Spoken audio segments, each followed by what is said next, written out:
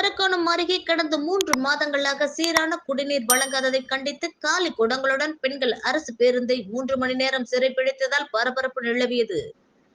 ராணிப்பேட்டை மாவட்டம் அரக்கோணம் அடுத்த மூதூர் பகுதியில் கடந்த 3 மாதங்களாக சீரான குடிநீர் வழங்கவில்லை என கூறப்படுகின்றது. இது குறித்து பலமுறை அப்பகுதி மக்கள் ஊராட்சி மன்ற தலைவர் உட்பட அரசு துறை அதிகாரிகளுக்கு புகார் அளித்தும் பயன் அளிக்கவில்லை என கூறப்படுகின்றது. இதனால் ஆவேசமடைந்த அப்பகுதி பெண்கள் காலி குடங்களுடன் அரக்கோணம் கனகம்மா சத்திரம் செல்லும் T90 அரசு பேருந்தை சிறைப்பிடித்து போராட்டத்தில் ஈடுபட்டனர்.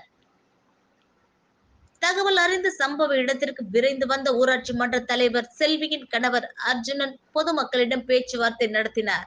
ஆனால் ஊராட்சி மன்ற தலைவர் ஊராட்சி ஒன்றிய அதிகாரிகள் மட்டுமே பேச வேண்டும் என கூறி பொதுமக்கள் கடும் எதிர்ப்பு தெரிவித்ததாக கூறப்படுகின்றது. இதனை அடுத்து அரக்கோணம் கிராமிய காவல்துறையினர் அரசு பேருந்தை பின்பக்கமாக கொண்டு செல்ல முயற்சி மேற்கொண்டனர். இதனையும் முறியடிக்கும் வகையில் பேருந்தின் பின்புறம் சென்று பேருந்து இயங்காதவாறு படுத்துக்கொண்டு போராட்டத்தில் ஈடுபட்டனர்.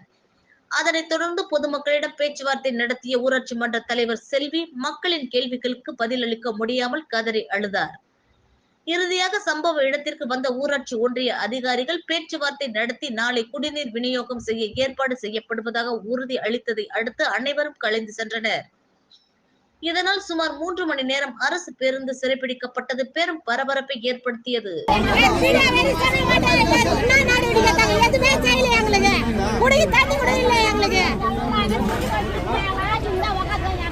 நீங்க தலைவரா நிர்வாகம் சரியா பண்ணிருந்தா